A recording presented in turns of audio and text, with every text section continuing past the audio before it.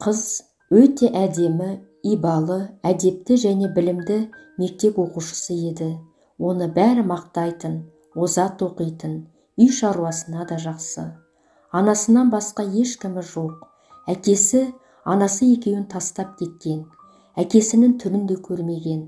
Анасының айтуынша, әкесі оны тастап, өзге әйелмен басқа жерге кеткен екен. Қыздың анасы қарапайым сатушы, балалар үйінен шыққан, қалада пәтер жалдап, екеуі ғана тұрады. Қыз 11-ші сынып оқиды. Жақында грантқа оқуға түспек арманы бар. Анасы оған сый деп ұялы телефон алып берді. Қыз ортасымен тең болып қатты қуанды. Ол енді интернетке кіріп, әртүрлі желілерге тіркеле бастады. Осылай күндер өтіп жатты.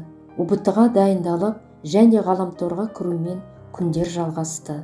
Қыз бір күні бір студент жігітпен ВКонтакте арқылы танысып, көп ұзамай кездесіп, сырласып жүрді. Жігіт қызбен жасты, колледжде оқиды. Сүйкімді, сұлу, бойы ұзын, өте керемет жан. Күндер зулап, жігіт қызға сезімін айтып, ұсыныс жасады. Қыз да жақсы көріп, қабыл алды.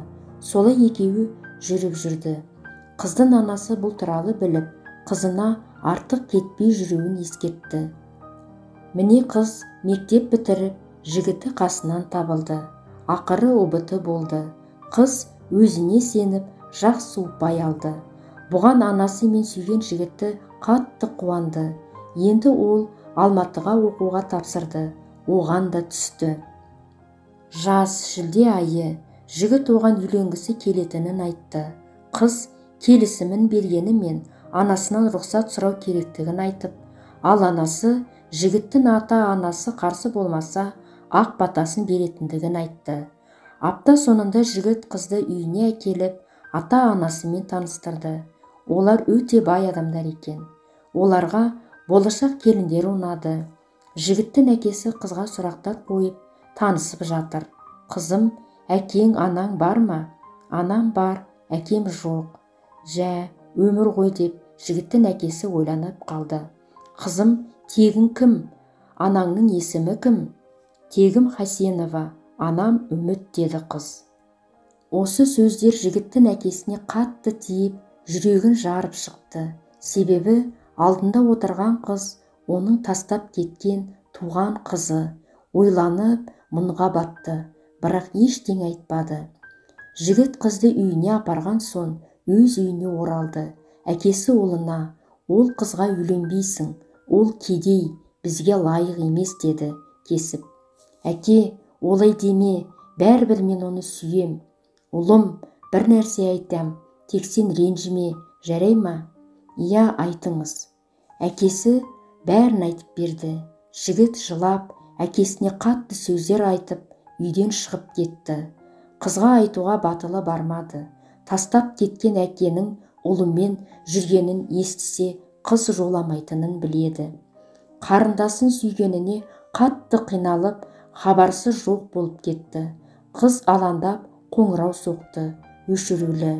Үйіне бармақ болды, барды да. Ұлдарын сұрап еді, әкесі жылап, қызға ақиқатты жайып салды. Қыз езіле отырып, жылап, әкесін ұра берді. Сол уақытта ұлдары келе қалды.